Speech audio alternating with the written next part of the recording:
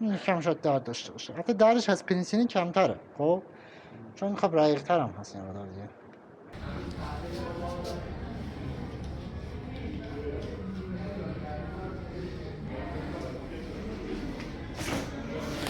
دستتو بیار. آها رگش هم این خوبه. باز شد که نمیخواد اصلا اونم بنداز اونور، نمیخواد اصلا. رگش خوبه، رگش خوبه.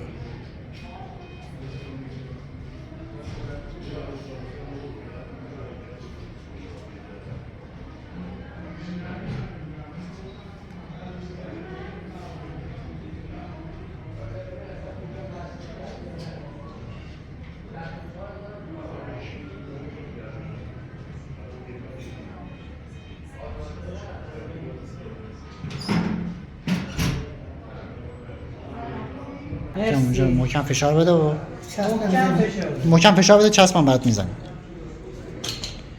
این سرم توش آبوتر ریختین؟ بله، یه آبوتر با نوماسال.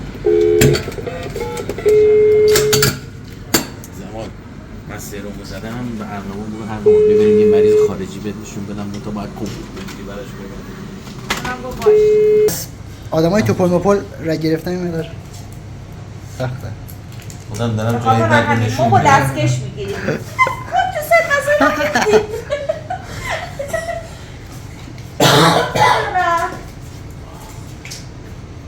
سوال گرداری توف هم صورت آدم خوش میده به مریض.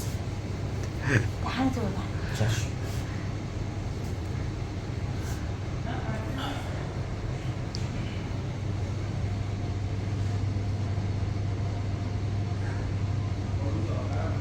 طاهر صندوق سفارشی شد بخور. آها توپل مپل دیگه هم سخته. رگ نمیده.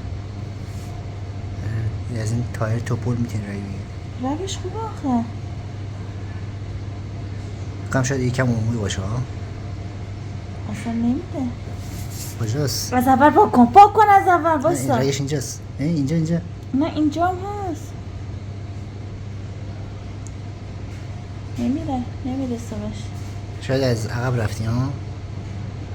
خیلی از عقب رفتی؟ آها پایین تر بود. دردت گرفت خیلی؟ خب هم فوش میده به مریض هم رگو بد میگیره. اون در جریانه. فوش میدین؟ آره همیشه میگه بده خودت خالی کن بعدا بیا خونه. خب اینم از سرم استاد دست دارم فیلی هم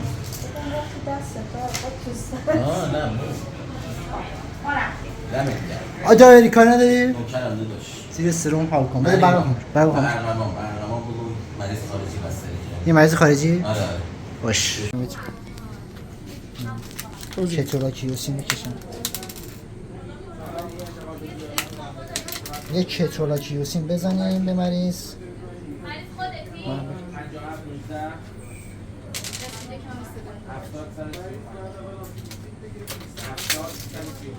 یکی دیگه هم بکشیم کیوسین.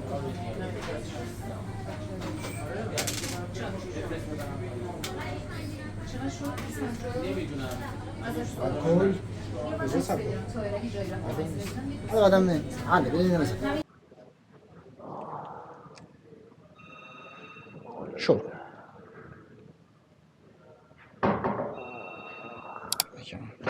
یکم تحمل کنیم یکی بزنیم باش.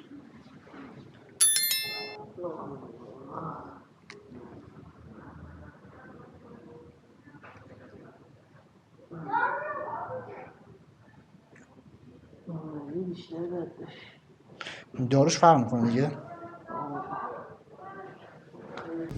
آره یکیش تو 5 سی میخواد. نه اوکی کافیه میرسه بهش. سلطان اگه رنگ بزنی داد و بیداد میکنم آبروز نمیبرم. نه حله. خب این نوروبیو مشتری ثابت ماست. خب نوروبیم هم تزریق کنیم. نوروبیوم خارجی هم هست، یه مقدار شاید نردن داشته باشه.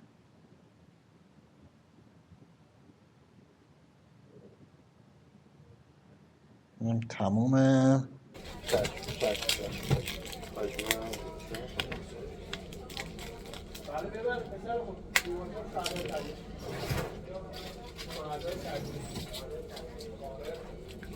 داری لایو میگیری؟ نه با لایو چیه؟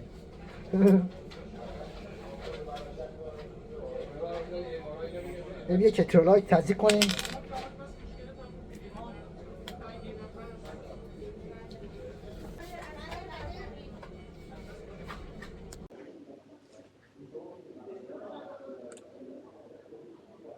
خب کترولاک،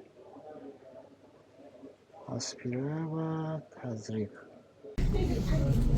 آخه الان گوشی نرمین اصلا اشکال درست با نیست. نبض بگیر. با واقعا نبض درست بگیر. نیستیشه.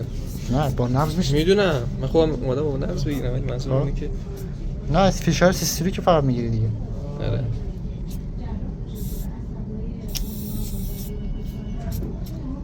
برو کن.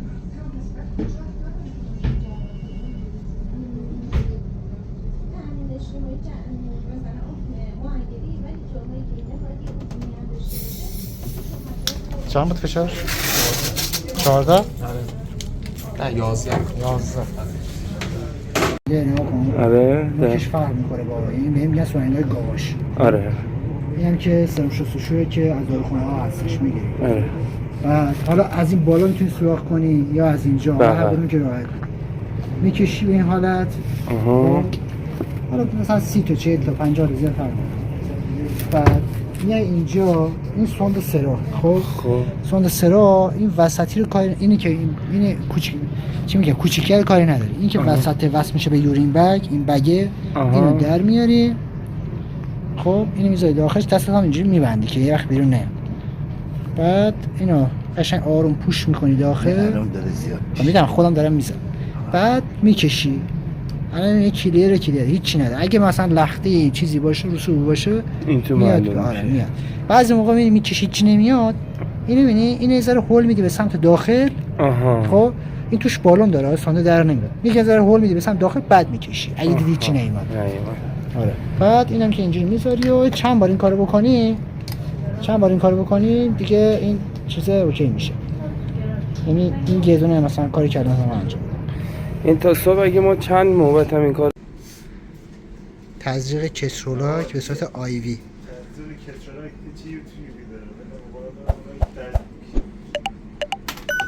روش